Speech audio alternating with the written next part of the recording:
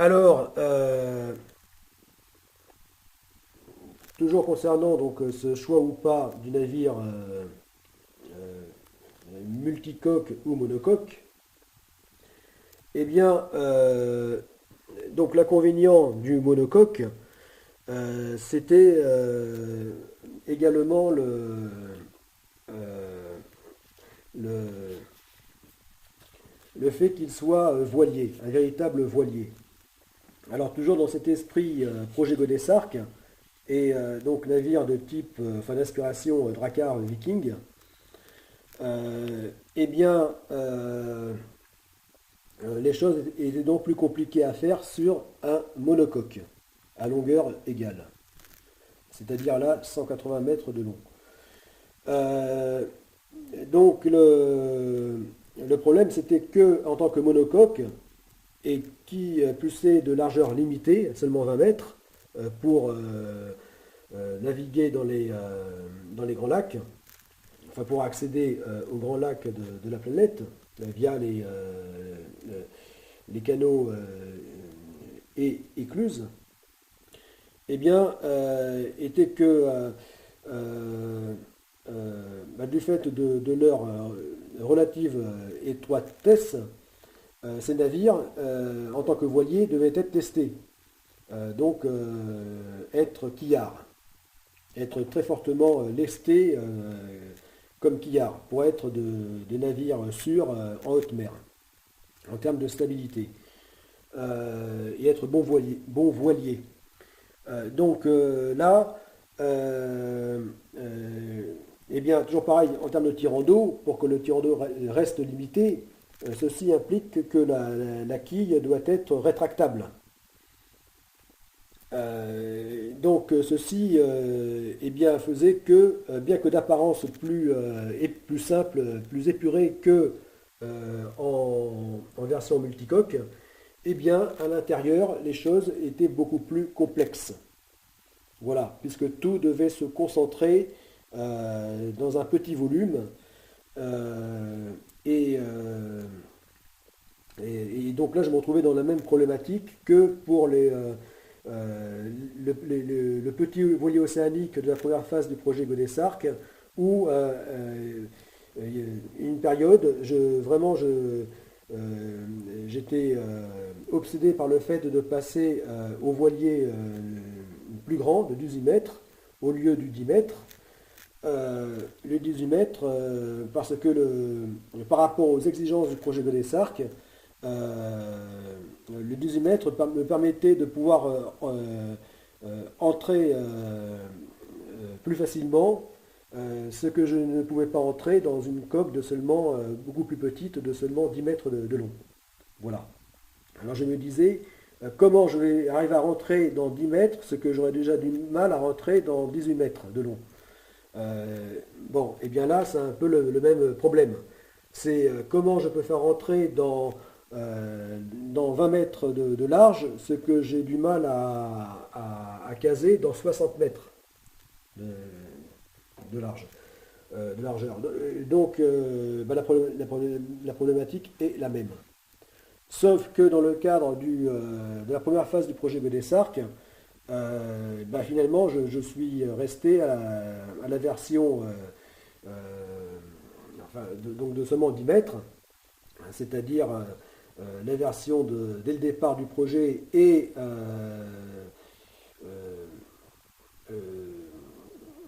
aussi le fait que j'ai commencé à le construire dans sa version 10 mètres. Voilà, donc j'en suis resté là, finalement. Et aussi par ailleurs, parce que pour des raisons que je ne vais pas développer ici, je n'avais plus possibilité d'accès donc au plan du 18 mètres. Donc pour toutes ces raisons-là, j'en suis resté finalement au 10 mètres. Mais dans la seconde phase du projet Godessark, euh, euh, les choses sont différentes. Et là, je ne peux pas. Enfin bon, c'est là que c'est vraiment trop complexe d'arriver à rentrer tout ça. Ça fait beaucoup trop de complications d'arriver à rentrer tout ça dans seulement 20 mètres de large. Voilà, tout en respectant donc le cahier des charges. Dans le cadre de la GoPrac, ceci était vraiment impossible. Voilà. Même en diminuant donc le nombre de personnes à bord à seulement 200, hein, équipage et passagers inclus, alors que là, donc la capacité d'hébergement maximum sera donc de 540 personnes, eh bien là, je devais la limiter à 200 personnes. Voilà, de 220 personnes. De 200, oui, 220, 240 personnes maximum. Donc, en capacité d'accueil. C'est-à-dire de couchage. Donc, pour que cette capacité soit dans des conditions des standards de confort élevés, hein, que l'on a maintenant, eh bien, que chacun puisse avoir sa cabine individuelle à bord, eh bien, cela était impossible. Voilà. Voilà. Arriver à,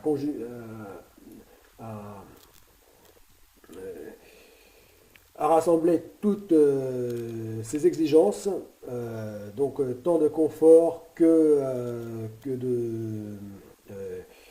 que d'autonomie du navire, que de port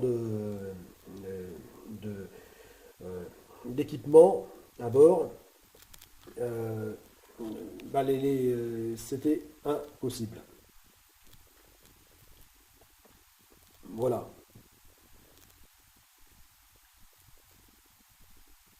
Et là, notamment, du fait de devoir concevoir une quille, une grande quille capable d'entrer dans le navire, d'être relevable, eh bien, ne faisait qu'accentuer la problématique, hein, du fait du volume important qu'elle devait prendre dans le navire. Enfin, toutes ces raisons font que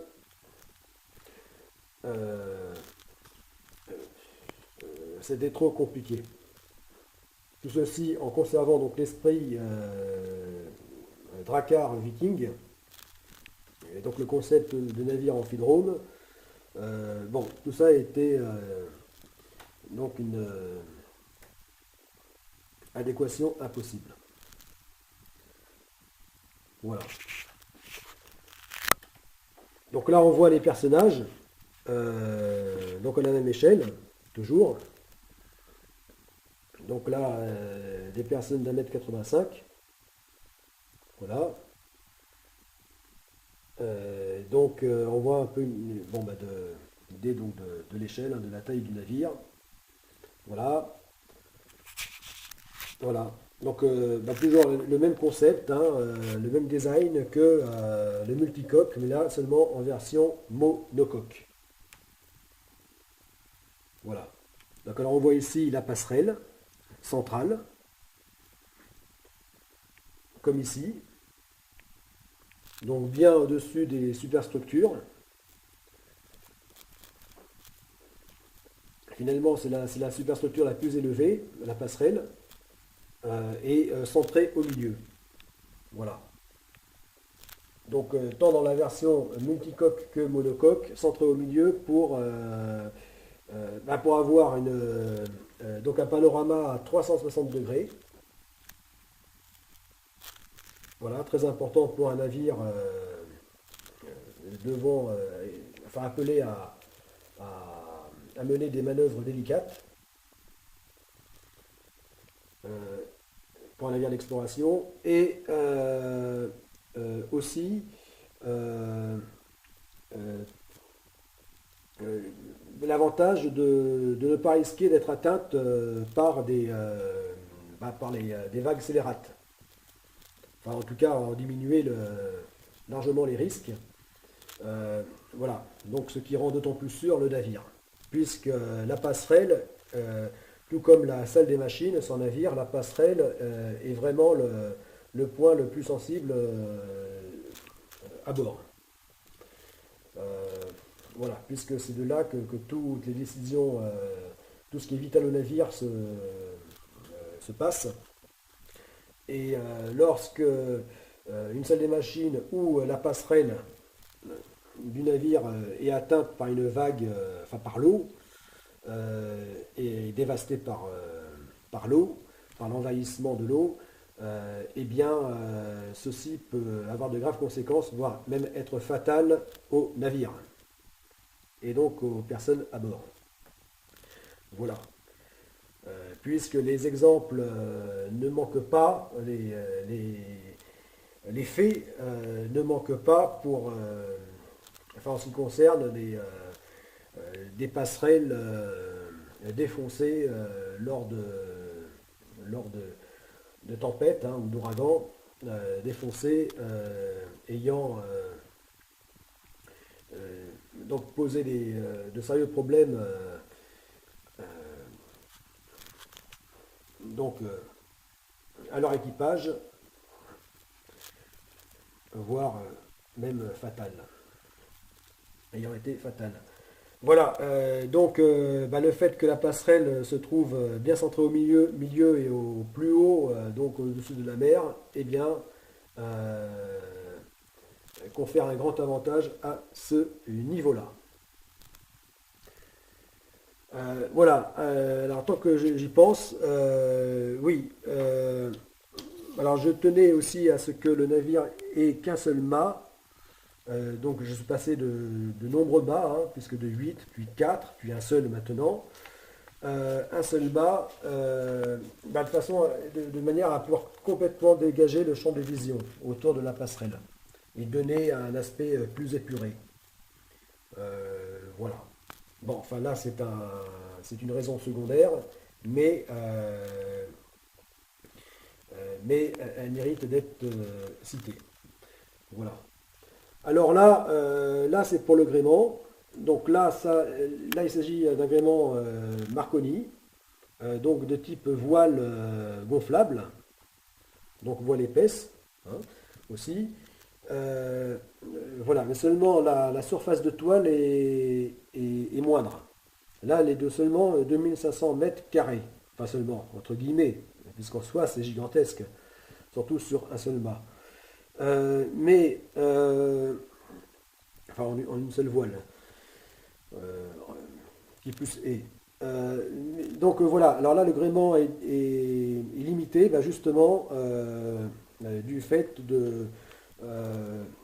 qu'en tant que monocoque, plus le gréement est vaste, plus il doit être lesté, et que tout ceci devait être limité justement afin de pouvoir tout faire rentrer dans ces seulement 20 mètres de large. Voilà. D'où un mât enfin, une surface divisée par deux. Voilà, par rapport à l'option multicoque.